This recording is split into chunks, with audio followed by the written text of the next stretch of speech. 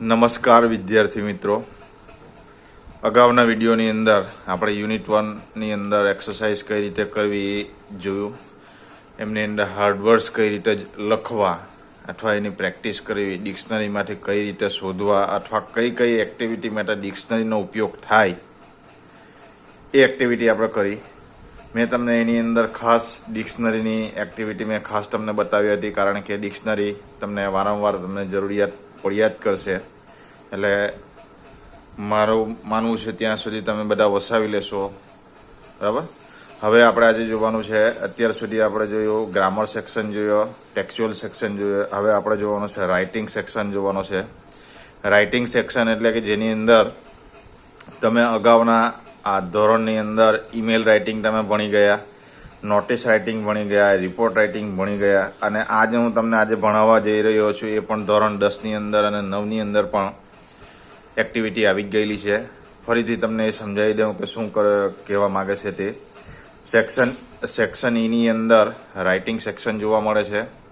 Total 20 માર્ક્સનો writing section આવશે. એની અંદર first છે ઇન્ફોર્મેશન ટ્રાન્સફર છે, એ ટોટલ 4 માર્ક્સનું આવશે.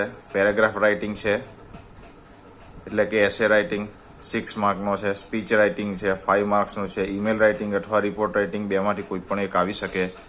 આપણે બંને અભ્યાસ કરવાના છે. ખાસ આપણે એટલું જોવાનું છે કે આજનો ટોપિક જે છે આપણો ઇન્ફોર્મેશન ટ્રાન્સફર ઉપર છે. હવે ઇન્ફોર્મેશન ટ્રાન્સફર એટલે શું, તો એ આપણે ખાસ સમજવું જોઈએ. તો કે માહિતીનો આપ-લે.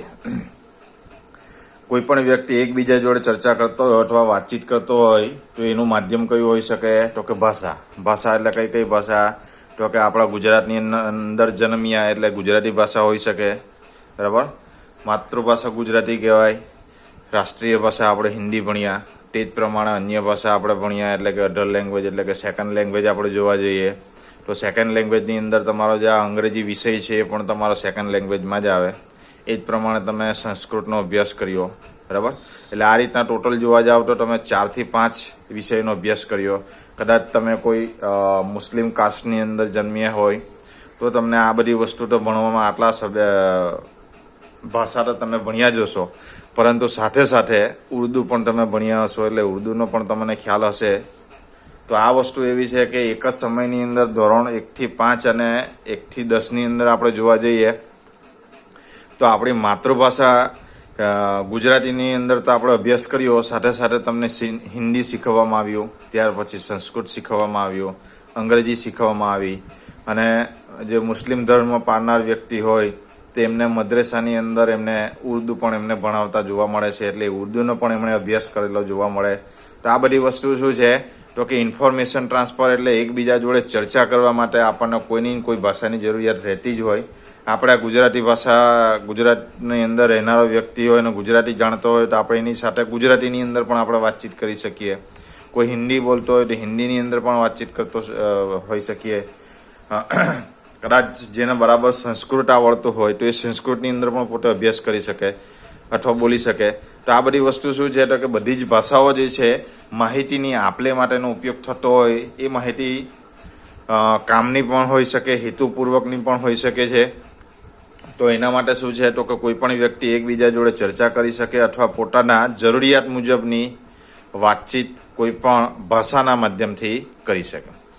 હવે એ જ વસ્તુ છે, તો કે પ્રથમ આપણે જોવા જઈએ તો કે ભાષાના માધ્યમથી પણ આપણે વાતચીત કરી શકીએ. તો એ જ પ્રમાણે વગર ભાષાએ પણ આપણે માહિતી આપ-લે કરી શકતા જોવા મળે છે. તો વગર ભાષાએ માહિતી કઈ રીતે આપ-લે કરી શકતા હોય, તો એની અંદર શું છે, તો કે ક્યાંક તો કોઈ આપણને ટાઈમ ટેબલ આપેલું હોય, બરાબર. રેલવે ટાઈમ ટેબલ હોય, બસનું ટાઈમ ટેબલ હોય, કોઈનું ભાવ લિસ્ટ હોય, કોઈ ડાયાગ્રામ આપેલો હોય, બરાબર, કોઈ ગ્રાફ આપેલો હોય, કોઈ ચાર્ટ આપેલો હોય, કોઈ પિક્ચર આપેલો હોય. તો આ બધી વસ્તુની અંદર શું જોવા મળે છે, તો કે એને કહેવાય અશાબ્દિક કહેવાય. જે આપણે અગાઉ જોયું ભાષાના દ્વારા આપણે વાતચીત કરીએ તેને શાબ્દિક કહેવાય. અને ભાષાનો ઉપયોગ કર્યા વગર આપણે કોઈ ચિત્ર દ્વારા, ચાર્ટ દ્વારા, ગ્રાફ દ્વારા આપણે કોઈ પણ વ્યક્તિને કોઈ પણ માહિતી આપણે સમજાવી શકીએ તો એ શું હોઈ શકે છે, નોન વર્બલ. એટલે કમ્યુનિકેશન જો જોવા જઈએ, વાતચીત જોવા જઈએ તો 2 પ્રકાર થઈ શકે. પહેલું આપણે જોઈએ એ પ્રમાણે ભાષાના માધ્યમથી એટલે કે વર્બલ કહેવાય, એને શાબ્દિક કહેવાય. એની અંદર આપણે લેટર હોઈ શકે, રિપોર્ટ હોઈ શકે, એસે હોઈ શકે, પેરેગ્રાફ હોઈ શકે, ન્યૂઝ આર્ટિકલ હોઈ શકે, ટેલિફોનિક કન્વર્ઝેશન હોઈ શકે. આ બધી વસ્તુ આપણને એની અંદર જોઈ શકીએ છીએ. એ જ પ્રમાણે અશાબ્દિક જોઈ શકીએ તો કે નોન વર્બલ ટેક્સ્ટ જોવા મળે.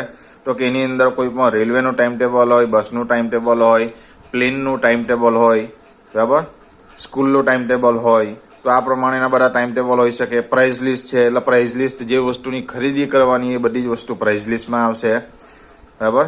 એની અંદર કદાચ આપણને મોટેભાગે પિક્ચર પણ જોવા મળે, ચાર્ટ જોવા મળે, પાઈ ચાર્ટ જોવા મળે, ગ્રાફ જોવા મળે, બરાબર. એ જ પ્રમાણે ડાયાગ્રામ પણ આપણને જોવા મળે. તો આ બધી વસ્તુ કઈ થઈ? અશાબ્દિક થઈ. એટલે આની અંદર આપણે જોયું તે પ્રમાણે આપેલ કોઈ પણ વિષય વસ્તુ હોય તો એ વિષય વસ્તુની અંદર શાબ્દિક હોઈ શકે છે, અશાબ્દિક હોઈ શકે. તો એ પ્રમાણે આપણે પરીક્ષાની અંદર આપણે જોવાનો છે. અને આજનો ટોપિક જે આપણો છે ઇન્ફોર્મેશન ટ્રાન્સફર, અને એ છે નોન વર્બલ ટેક્સ્ટ. હવે નોન વર્બલ ટેક્સ્ટ જે છે એટલે કે જેની અંદર શબ્દોનો ઉપયોગ ના હોય અથવા શબ્દોને વ્યવસ્થિત રીતે વર્ણન ના કરેલું હોય તો એને શું કહેવાય? નોન વર્બલ ટેક્સ્ટ છે. હવે નોન વર્બલ ટેક્સ્ટ આપણે પરીક્ષાની અંદર અભ્યાસ કરવાનો છે અથવા પરીક્ષામાં પૂછાશે તો આપણે એના અભ્યાસની અંદર આપણે એટલી વસ્તુ જોવાની છે કે તો કે એ પરીક્ષાની અંદર આ નોન વર્બલ ટેક્સ્ટને અભ્યાસ કરતા હોઈએ અથવા એને લખવાનું હોય તો આપણે કઈ કઈ બાબતોને ધ્યાન રાખવું તો એ તમને જણાવી દઉં. પહેલામાં પહેલી વસ્તુ છે આપેલ પિક્ચર, વિષય વસ્તુ એટલે કે પિક્ચર હોઈ શકે, ચાર્ટ હોઈ શકે, ગ્રાફ હોઈ શકે છે, ટેબલ હોઈ શકે છે, ડાયાગ્રામ હોઈ શકે છે, બરાબર. પાઈ ચાર્ટ હોય, કોઈ પણ ચાર્ટ જોઈ શકે છે. તેનું પહેલા શું કરવાનું તો કે ધ્યાનથી જુઓ કે આ શું કહેવા માંગે છે. એ જોયા બાદ એની અંદરથી આપણે માહિતી એને સમજવા માંડો. તો એ માહિતી સમજવા માટે આપણે શું કરવું જોઈએ તો કે માહિતીનો આપણે એક તો અર્થ ગ્રહણ કરવું જોઈએ. તો કે આ માહિતી શાની છે આપણે જોઈએ ત્યાંથી આપણને ખ્યાલ આવી જાય. તો એ બાબતને આધારે આપણે નક્કી કરી શકીએ તો કે આ ટાઈમ ટેબલ છે, આ પરીક્ષાની અંદર કોઈકના માર્ક છે, આ જોવા જઈએ તો કોઈ જાતનું પિક્ચર બતાવેલું છે, આ કોઈ જાતનો ડાયાગ્રામ બતાવેલું છે, તો આ કોઈ જાતનું ટેબલ બતાવેલું છે. તો આ બધી જ વસ્તુની અંદર આપણે એને જોઈ શકીએ છીએ. તો એ આપણને માહિતીના અર્થગ્રહણ બાદ આપણને ખબર પડી શકે છે. ત્યાર પછીની બાબત એટલું યાદ રાખવાનું છે તો કે વિષય વસ્તુની રજૂઆત આપણે જે કરવાની છે તે કયા કાળમાં કરવાની છે અથવા ટાઈમ ટેબલ જે છે આ બધી વસ્તુ આપેલી છે કયા કાળમાં કરી શકીએ એ ખાસ ધ્યાન રાખવું. અને બીજી વસ્તુ ખાસ ધ્યાન રાખવું તો કે આવા કોઈ પણ વર્બલ ટેક્સ્ટ કે નોન વર્બલ ટેક્સ્ટની અંદર જ્યારે પણ આપણને ક્વેશ્ચન પૂછેલો એનો આન્સર આપણે આપવાનો રહેતો હોય તે આન્સરની અંદર આપણે ખાસ ધ્યાન રાખવું તો કે બિનજરૂરી અને લંબાણપૂર્વકના વાક્યોનો પ્રયોગ કરવાનો રહેતો નથી. એટલે આપણને ખાસ ધ્યાન રાખવું તો કે વધારાનું કોઈ પણ જાતનું લખાણ ના લખવું, જરૂરિયાત હોય તેટલી જ લખાણ એની અંદર લખી શકીએ. એક્ઝામ્પલની અંદર રૂપમાં આપણે જોઈએ તો એ એક્ઝામ્પલની અંદર શું છે તો કે અહીંયા તમે જોઈ શકો છો આ ફર્સ્ટ એક્ઝામ્પલ આપેલું છે. ફર્સ્ટ એક્ઝામ્પલની અંદર શું લખેલું છે? Study the following time table and right 8 sentences based on it. હવે અત્યાર સુધી શું હતું તમે જોયું તે પ્રમાણે આવો નોન વર્બલ ટેક્સ્ટની અંદર આવો કોઈ ટાઈમ ટેબલ આપેલું હોય અને એ ટાઈમ ટેબલને પ્રમાણે તમારે શું કરવાનું હોય તેની અંદર ક્વેશ્ચન આન્સર તમારે પૂછેલા હોય તે ક્વેશ્ચન આન્સર તમારે લખવાના રહેતા હોય. તો એ બેઝ કોને રહે તો તે ટાઈમ ટેબલને આધારે જોવા મળે છે. હવે અહીંયા ટાઈમ ટેબલ આપણે જોઈ શકીએ છીએ તો કે આણંદ બસ સ્ટેશનનું ટાઈમ ટેબલ જોવા મળે છે. હવે આની અંદર માહિતી શું આપેલી છે તો કે પહેલા જોઈ લો, નંબર આપેલા છે, બસ રૂટ આપેલું છે, ટાઈપ ઓફ બસ આપેલું છે, અરાઇવલ ટાઈમ એટલે આવવાનો સમય છે, ડિપાર્ચર ટાઈમ એટલે જવાનો સમય છે, વાયા ક્યાંથી જાય એટલે કયા સ્થળ થઈને વાયા થઈને જાય અને કયા પ્લેટફોર્મ ઉપર આવશે એ જોઈ શકો છો, બરાબર. હવે માહિતી આપણે સમજી લઈએ કે શું કહેવા માંગે છે. એક તો પહેલા ખબર પડી ગઈ કે ટાઈમ ટેબલ છે, બસનું ટાઈમ ટેબલ છે. બસના ટાઈમ ટેબલની અંદર માહિતી આપણને આપેલી છે કઈ કઈ બસ જાય, બસ રૂટ છે તો કે આણંદ ટુ અમદાવાદ એટલે આણંદથી અમદાવાદ છે. બીજું છે બરોડા ટુ કપડવંજ, બરોડાથી કપડવંજ છે. વાલવોડ અંબાજી એટલે વાલવોડથી અંબાજી જનારી બસ છે. નડિયાદથી સુરત જનારી બસ છે. વડતાલથી ડાકોર જનારી બસ છે અને આણંદથી અમદાવાદ જનારી બસ છે, બરાબર. હવે એના બસના ટાઈપ છે. તો બસના ટાઈપની અંદર શું જોવા મળે તો કે એક્સપ્રેસ છે, લોકલ છે, ગુર્જરનગરી છે, સુપર એક્સપ્રેસ છે, લોકલ છે અને ઇન્ટરસિટી છે, બરાબર. એનો આવવા જવાનો સમય લખેલો છે 5:30 વાગે આવે, 5:35 ઉપડી જાય, 6 વાગ્યે સવારે આવે, 6:10 ઉપડી જાય એટલે 10 મિનિટ ઊભી રહી, 6:30 આવે, 6:45 જતી રહી એટલે 15 મિનિટ ઊભી રહી, 7:25 સવારે આવે તો 7:35 જતી રહી એટલે 10 મિનિટનો વચ્ચેનો સમયગાળો જોઈ શકીએ. લોકલ છે 8:10 આવે છે, 8:15 ઉપડી જાય એટલે 5 મિનિટનો સમયગાળો છે. આણંદ ટુ અમદાવાદ ઇન્ટરસિટી છે એટલે 8:15 આવે અને 8:30 જતી રહે. એટલે આ બંને વચ્ચે આપણે જોઈ શકીએ તો કે કમ્પેરિઝન આ બાબતની હોઈ શકે તો કે સમયગાળો કેટલો લાગે. આની અંદર 5 મિનિટ છે, આમાં 10 મિનિટ છે, આમાં 15 મિનિટ છે, આમાં 10 મિનિટ છે, આમાં 10 મિનિટ છે, 5 જ મિનિટ છે અને આની અંદર આપણે જોઈ શકીએ તો કે 15 મિનિટ છે. તો આવા બાબતની અંદર એ લોકો પ્રશ્ન પૂછી શકે અથવા એ બાબતનું આપણે લખી શકીએ. એ જ પ્રમાણે સ્થળ છે તો આણંદ અમદાવાદની બસ જે છે તે ખેડા થઈને પસાર થાય, પ્લેટફોર્મ નંબર 1 પર ઊભી રહેશે. બરોડા કપડવંજવાળી લોકલ જે બસ છે તે ડાકોર થઈને જશે, 2 નંબરના પ્લેટફોર્મ ઉપર આવશે. વાલવોડ જે છે ગુર્જરનગરી બસ છે તે અમદાવાદ થઈને જશે. નડિયાદ સુરતવાળી છે તે કે બરોડા બાયપાસ થઈને જશે એટલે કે વાયા થઈને જશે, પ્લેટફોર્મ નંબર 4 ઉપર આવશે. વડતાલ ડાકોર જે છે તે ભાલેજ થઈને જશે, 5 નંબરના પ્લેટફોર્મ ઉપર આવશે. અને છેલ્લું છે આણંદ અમદાવાદ જે છે તે એક્સપ્રેસ હાઈવે ઉપર થઈને જશે, એ 6 નંબરના પ્લેટફોર્મ ઉપર આવશે. આપણે આટલી વસ્તુ જે છે ટાઈમ ટેબલ જે છે તે ટાઈમ ટેબલ આપણે સમજી લીધું કે આની અંદર શું કરવા માંગે, કેટલો સમય ઊભી રહે, કયા ટાઈપની બસ છે, કયા કયા સ્થળે ઊભી રહી છે, એ આપણે માહિતી જોઈ લીધી. હવે પછી એની અંદર પ્રશ્નો છે અથવા એની માહિતી જે છે 8 સેન્ટેન્સ લખવું હોય તો કઈ રીતે લખી શકીએ તો કે પહેલાં તો આપણે જોઈ શકીએ છીએ તો કે ટોટલ 6 આપેલા છે. તો કે ફર્સ્ટ સેન્ટેન્સ બને તો this is the time table of Anand bus station which shows the different types of bus route Anand Ahmedabad. There are different types of bus come here: express, local, Gujaratnagari, super express, local, intercity. Arrival time and departure time is mostly waiting for 5 minutes to 15 minutes as per the type of bus. એ રીતના પણ તમે લખી શકો. પછી એને તમે લખી શકો તો કે આ સબ્જેક્ટ આ 2 તમને સેન્ટેન્સ મેં તમને કહી દીધા એ પ્રમાણે તમે આ 6 ટોપિક તો તમને આપી દીધેલા છે. તો એ 6 ટોપિકની અંદર તમે વારાફરતી લખી શકો કે number 1 Anand Ahmedabad bus is express type of bus which arrives at 5:30 AM and departure at 5:35 AM and it goes via Kheda and come on the platform number 1. આ રીતના તમે લખી શકો.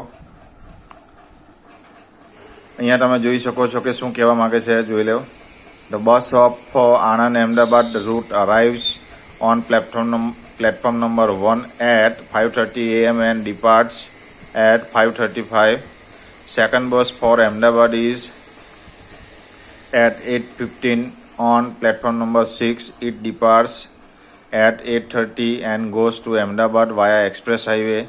People going to Nadiad and Khera cannot use this intercity. એટલે કે આવી રીતના સૂચના જે કંઈ આપણને આપેલી હોય એના દ્વારા માઇક દ્વારા તો એ પણ આપણે લખી શકીએ. The arrival time of Vavlod Ambaji Gurjarnagari bus is 6:30 AM. It departs from platform number 3 at 6:45. Bus going to Kapalwanj leaves platform number 2 at 6:10 એટલે કે 6 વાગ્યા 10 મિનિટે પ્લેટફોર્મ નંબર 2 પરથી કપડવંજ જનારી બસ જશે.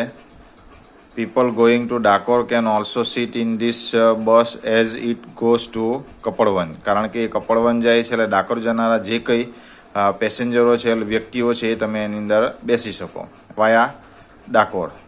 The bus coming from Nadiad and going to Surat arrives on platform number 4 at 7:25 and departs at 7:35. It goes to Surat via Baroda.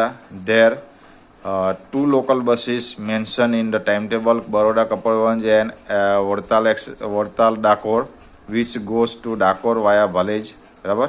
એટલે આ રીતની તમે માહિતી જે લખી છે આની અંદર આપણને એક્ઝામ્પલની અંદર બતાવી છે તો આ જ પ્રમાણની માહિતી આપણે કોઈ પણ રીતે લખી શકીએ તમારા શબ્દોની અંદર અને તમારા વાક્યોની અંદર. પરંતુ ખાસ યાદ રાખવાનો અંગ્રેજી છે એટલે શબ્દો તો અંગ્રેજીના જ હોવા જોઈએ. તમારા શબ્દોમાં એટલે અંગ્રેજીની અંદર તમારી લેંગ્વેજમાં એને લખી શકો. બરાબર. એટલે આ થયું આપણે નોન વર્બલ ટેક્સ 1. હવે એ જ પ્રમાણે તમને બીજી માહિતી પણ તમને બતાવી દઉં તો એની પ્રમાણે આપણે જોઈ શકીએ છીએ તો કે અહીંયા માહિતી આપણને આપેલી છે. Second number, study the following table and write about it sentences two based on it. બરાબર. એના બેઝને આધારે આપણે શું કરવાનું છે તો કે આપણે માહિતી લખવાની છે. હવે માહિતીની અંદર આપણે જોઈ શકીએ તો કે આપણને શું આપેલું છે, ટેબલ આપેલું છે. ટેબલમાં શું બતાવેલું છે તો કે પ્લેયર આપેલું છે, સેન્ચુરીઝ આપેલી છે, રન્સ આપેલા છે, મેન ઓફ ધ મેચ આપેલી છે. એટલે આ ક્રિકેટનું ટાઈમ ટેબલ હોઈ શકે અથવા એના રેકોર્ડ હોઈ શકે. સચિન જે છે સેન્ચુરી કેટલી છે, કોઈ પણ નથી. કેટલા રન મારેલા છે, 340 રન મારેલા છે. મેન ઓફ ધ મેચ કોને મળી તો કે સચિનને એક વખત મળી છે અત્યાર સુધીની અંદર, બરાબર. અથવા કોઈ પણ પર્ટિક્યુલર કોઈક રમતની અંદર આપણે જોઈએ, ટુર્નામેન્ટની અંદર આપણે આ માહિતી જોઈ શકીએ છીએ. સહેવાગ જે છે 1 સેન્ચુરી મારી છે, એના ટોટલ રન કેટલા છે, 250 રન છે. મેન ઓફ ધ મેચ કેટલી છે તો કે 1 વખત મળેલી છે. દ્રવિડ જે છે સેન્ચુરી 2 વખત મારેલી છે. ટોટલ રન એણે કેટલા મારેલા છે તો કે 400 રન મારેલા છે. એ જ પ્રમાણે મેન ઓફ ધ મેચ આપણે જોઈ શકીએ તો કે કેટલી મેન ઓફ ધ મેચ મળેલી છે તો કે 2 વખત મળેલી છે. એ જ પ્રમાણે ગાંગુલી જોઈ શકીએ છીએ, એક પણ સેન્ચુરી નથી. એના રન કુલ જોવા જઈએ તો 150 રન છે. મેન ઓફ ધ મેચ એને પણ 1 વખત મળી છે, બરાબર. તો અહીંયા આપણે શું જોઈ શકીએ છીએ તો કે ફાઇન્ડ આઉટ આપણે એટલું કરી શકીએ તો કે સેન્ચુરીની અંદર જોઈ શકીએ તો કે હાઈએસ્ટ સેન્ચુરી કોની છે તો કે દ્રવિડની છે. હાઈએસ્ટ રન કોના છે તો કે દ્રવિડના છે. Highest man of the match કોને મળી છે તો કે એ પણ દ્રવિડના છે.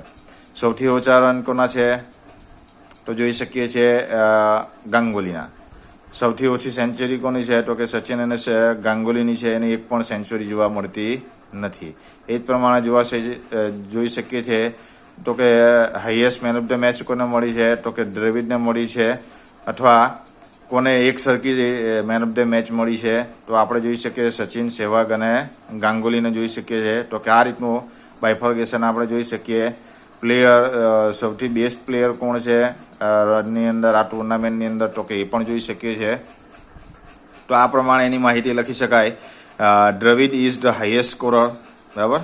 Ganguly score is the lowest. એટલે આપણે જોઈ શકીએ તો કે દ્રવિડના 400 રન છે, જ્યારે ગાંગુલીના કેટલા રન છે 150 રન આપણે જોઈ શકીએ છીએ.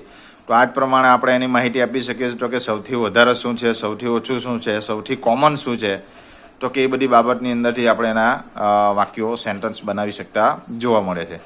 Dravida has scored less runs than Sehwag. દ્રવિડના કેટલા સ્કોર છે, સહેવાગ કરતાં ઓછા સ્કોર છે, બરાબર.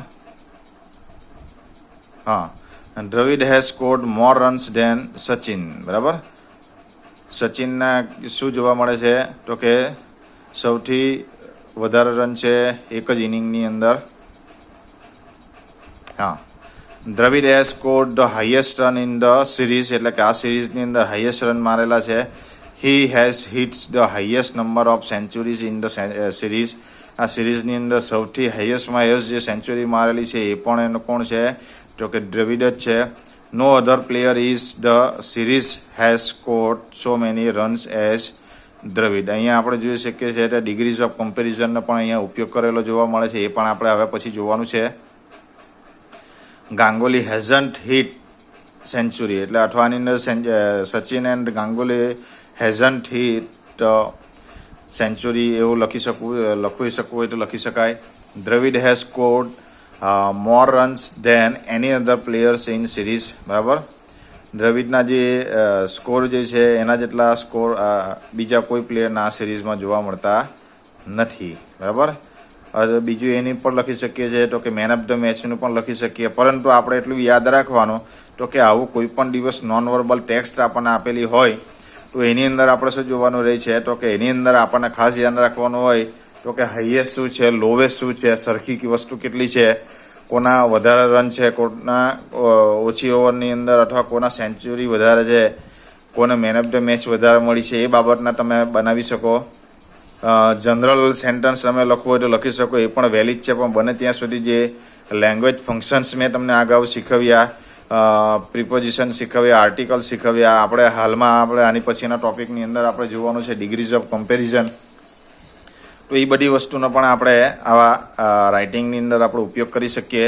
એટલે આપણે ખાસ ધ્યાન રાખવું તો કે આપણને જ્યારે પણ નોન વર્બલ ટેક્સ્ટ આવી કોઈ પણ આપેલી હોય તો એ નોન વર્બલ ટેક્સ્ટના આધારે આપણે લખવાનું રહેશે. અને એ લખ્યા બાદ આપણે કોઈ પણ કાર્ય વ્યવસ્થિત રીતે આપણે લખવાનું રહે. કોઈ પણ જાતના વધારાના રિપીટેશન વગર આપણે એ વસ્તુ લખવાની રહેતી હોય.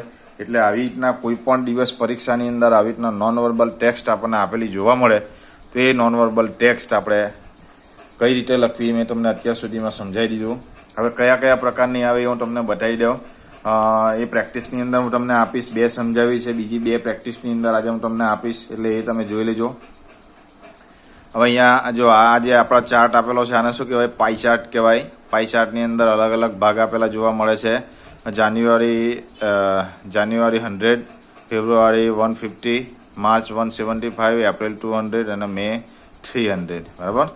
હવે આની અંદર શું જોવા મળે છે? તો કે એર કન્ડિશન સેલ, એટલે કે આપણને માહિતી આપેલી છે તો કે એસીને વેચાણ કેટલું થયું છે તે જાન્યુઆરીમાં 100 વેચાણ થઈ, 100 પીસનું વેચાણ થયું, ફેબ્રુઆરીમાં 150 થયું, માર્ચમાં 175 થઈ, એપ્રિલમાં 200 થઈ અને મેની અંદર ડાયરેક્ટ 100નો વધારો કરીને 300 થઈ ગયો. તો આની અંદર આપણે જોઈ શકીએ છીએ તો કે સૌથી હાઈએસ્ટ કેટલા છે? તો કે 300 છે. કયા મહિનાની અંદર છે? મે મહિનાની અંદર. સૌથી ઓછા કોના છે? તો કે જે જાન્યુઆરીમાં છે તો કે 100 છે. બરાબર. તો આ વસ્તુ જોવા મળે તો કે આપણે ડિફરન્સ આપણે જોઈ શકીએ છીએ તો કે જાન્યુઆરી ફેબ્રુઆરી વચ્ચેનો ડિફરન્સ કેટલો છે? તો કે 50નો છે. ફેબ્રુઆરી અને માર્ચની વચ્ચેનો ડિફરન્સ કેટલો છે? તો કે 25નો છે. એ જ પ્રમાણે એપ્રિલ અને માર્ચનો ડિફરન્સ કેટલો છે? એ પણ 25 છે. એટલે આપણે જોઈ શકીએ તો કે ફેબ્રુઆરી, માર્ચ અને એપ્રિલનો જે કંઈ વેચાણ છે તે કેટલું જોવા મળે છે? 25% જોવા મળે છે. તો આ બધી માહિતી આપણે એની અંદર જોઈ શકીએ તો કે આની અંદર આપણે લખી શકાય. તો આ પ્રમાણે એનું બાયફર્ગેશન કરી શકીએ. બરાબર. હવે એ જ પ્રમાણે તમે જોઈ શકો છો બીજું અહીંયા ચાર્ટ આપેલો છે, એ પણ પાઈ ચાર્ટ જ છે. હવે અહીંયા શું છે? H એટલે હિન્દી, M એટલે મરાઠી, B એટલે બેંગાલી, P એટલે પંજાબી, G એટલે ગુજરાતી, T એટલે તેલુગુ, K એટલે કન્નડા, O એટલે અધર લેંગ્વેજીસ. બરાબર. હવે અહીંયા આપણે જોવા જઈએ તો કે આ પાઈ ચાર્ટ શાના પ્રમાણે જોઈ શકીએ? તો કે આપણને આટલી વસ્તુનો ખબર પડી જાય તો કે સૌથી વધારે ભાષા બોલનારા વ્યક્તિઓ કઈ ભાષાના છે તો એ આપણે અહીં બાયફર્ગેશન આપણને આપેલું જોવા મળે છે. અહીં જોઈ શકો છો H લખેલું છે એટલે હિન્દીના 48, ગુજરાતીના 6, મરાઠીના 8, તમિલ એટલે કે તેલુગુના 5, બેંગાલીના પણ 5, K એટલે કન્નડના 4, P એટલે પંજાબીના 4, O એટલે અધરના 16. બરાબર. હવે અહીંયા એ જ પ્રમાણે આપેલું છે. કરોડની અંદર માહિતી છે. લેંગ્વેજની અંદર હિન્દી છે 48% છે, ગુજરાતી 6%, મરાઠી 10%, તેલુગુ 5%, બેંગાલી 5%, કન્નડા 4%, પંજાબી 4%, અધર લેંગ્વેજીસ 16%. બરાબર. એટલે આ પ્રમાણે આપણે એને જોઈ શકીએ. ફર્સ્ટ એટલે લખી શકવાનું તો કે this is the pi chart indicating in crores the population of India speaking different languages. એવી રીતના લખી શકીએ. આમાં પણ એર કન્ડિશન સેલ વિશેની ડિટેલ આપેલી છે. તો આ બાબતે આપણે આ રીતના પ્રશ્નો પૂછી શકે. એ જ પ્રમાણે આપણને માહિતી આપેલી હોય. ચાલો બીજું છે અહીંયા શું આપેલું છે જોઈ લેવો. વેલ નોન એથ્લીટ આપેલા છે. બરાબર. Here is the page of diary of the well known athlete. Read the details and write 8 sentences about it. બરાબર. 18 સેન્ટેન્સ આપણે એના પ્રમાણે એના લખવાના છે. મંડે જાન્યુઆરી 2070. બરાબર. 2017ના જાન્યુઆરી મહિનાના સોમવારના દિવસે પોતે પ્રેક્ટિસ કઈ રીતે કરે છે એ જોવાનું છે. તો કે એનો સમય આપેલો છે, સમયપત્રક. પહેલું છે કોચિંગ. બરાબર. કેટલા વાગે? સવારે 7 વાગ્યે. 2 નંબરમાં છે સ્નેક્સ એટલે કે અને ટી 9 વાગ્યે. ઇનોગ્યુરેશન ઓફ સ્પોર્ટ્સ મીટ એટલે કે